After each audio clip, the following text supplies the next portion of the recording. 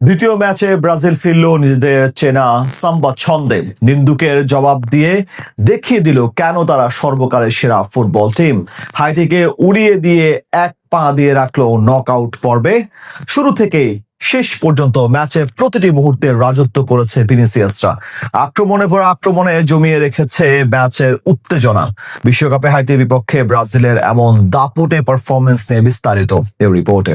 মরক্কোর বিপক্ষে ড্র করার পর আজ হাইতির বিপক্ষে জিততেই হতো ব্রাজিলের। গুরুত্বপূর্ণ ম্যাচে শুরু থেকেই আক্রমণাত্মক অ্যাপ্রোচে খেলতে থাকে সেলেসাওরা। যদিও শুরুর 10 মিনিটে তাদের চোখে চোখ রেখে জবাব দিচ্ছিল হাইতি। ম্যাচের 12তম মিনিটে এগিয়ে গিয়েছিল ব্রাজিল। ডান প্রান্ত থেকে রাফিনিয়ার দুর্দান্ত কিকে বল জালে জড়ালেও অফসাইডের কারণে বাতিল হয়ে যায় সেটি। খানিক পরে দানিলুর বাঁকানো বল খালি জায়গায় আরো একবার পেয়ে যান এই বার্সা ফরওয়ার্ড। গোলকিপারকে একা পেয়েও সেখানে গোল করতে ব্যর্থ হন তিনি। দলের এমন বিপর্যয়ে দায়িত্বটা নিয়ে নেন ভিনিসিয়াস জুনিয়র। একাই বল নিয়ে কাটিয়ে ডিবক্সের ভিতরে ঢুকে শট নেন তিনি। সেটি হাইতির গোলকিপার প্রথমে প্রতিহত করলেও ফিরতি বলে ম্যাথিউ কুনা গোল করে এগিয়ে দেন ব্রাজিলকে। সাথে সাথে উল্লাসে মেতে ওঠে সমর্থকরা। 29 মিনিটে আরো এক সহজ সুযোগ মিস করেন রাফিনিয়া। এবারও একা গোলকিপারকে পেয়েও গোল করতে ব্যর্থ হন তিনি। প্রথমার্ধে তার এমন একের পর এক মিস হতাশ করেছে সবাইকে।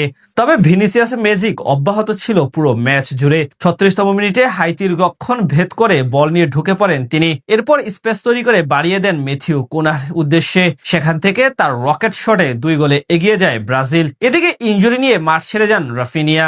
প্রথমার্ধের নির্ধারিত সময়ের আগে আরো এক গোল করে ব্রাজিল। মাঝমাঠ থেকে পাকেতার দুর্দান্ত অ্যাসিস্টে গোলকিপারকে একা পেয়ে বোকা বানিয়ে গোল করে দলীয় হ্যাটট্রিক পূর্ণ করেন ভিনিসিয়াস জুনিয়র। এরপর দুই দলের আর কেউ কোনো গোল করতে না পারলে 3 গোলে এগিয়ে থেকে বিরতিতে যায় সেলেসাওরা। দ্বিতীয়ার্ধের শুরুতে আক্রমণের ধার কমায় ব্রাজিল। গোছালো ফুটবল এবং বল পজিশনে এগিয়ে থাকাই মূল লক্ষ্য ছিল তাদের। 56তম মিনিটে একবার আক্রমণে ওঠার চেষ্টা করে হাইতি। বাম প্রান্ত দিয়ে কাউন্টার অ্যাটাকে ওঠে তারা, তবে সেখানে দেয়াল হয়ে দাঁড়ায় ব্রাজিল ডিফেন্ডার। সেখানে অবশ্য পেনাল্টির আবেদন করেছিল তারা, কিন্তু সেটি নাকচ করে দেয় রেফারি। 63তম মিনিটে সবচেয়ে সেরা সুযোগ পেয়েছিল হাইতি। বল নিয়ে ডি বক্সের ভিতরে ঢুকে পড়ে তাদের ফুটবলার রিকার্ড এডি। সেখান থেকে ক্রস নিয়ে হেড নিলে সেই বল ঝাঁপিয়ে পড়ে দুর্দান্ত এক সেভ দেন গোলকিপার এলিসন বেকার। যদিও ফিরতি বল গোলপোস্টে ঢোকার মুখে লাফিয়ে পা দিয়ে তা দারুণভাবে ক্লিয়ার করেন দানিলো। এর খানিক পরে আরো এক সুযোগ পায় ব্রাজিল। সেখানে বাম প্রান্ত থেকে গ্যাব্রিয়েল মার্টিনেলির শট একটুর জন্য গোল হয়নি, তবে সেটি বাধা পড়ে অফসাইডের।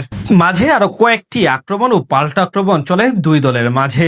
78তম মিনিটে আরো এক গোল করে ব্রাজিল দল। এবার স্কোরশিটে নাম তোলেন বদলি হিসেবে নামা এন্ড্রিক। তবে অফসাইডের বাধার কারণে গোল থেকে বঞ্চিত হন তিনি। গোল করার পর তা বাতিল করে দেয় অ্যাসিস্ট্যান্ট রেফারি। এরপর আরো বেশ কিছু আক্রমণ করে ব্রাজিল দল। বিপরীতে হাইতিও ব্যবধান কমানোর সর্বোচ্চ চেষ্টা করে, তবে সেখান থেকে আর দুই দলের কেউ গোল করতে পারেনি। ফলে শেষ অবধি প্রথমার্ধের সেই 3 গোলের জয় নিয়েই মাঠ ছাড়ে ব্রাজিল ফুটবল দল। এই জয়ে নকআউট পর্ব অনেকটাই নিশ্চিত হয়ে গেল 5 বারের বিশ্ব চ্যাম্পিয়নদের। অন্যদিকে আসরে বাদ পড়ার দ্বার প্রান্তে পৌঁছে গেল হাইতি।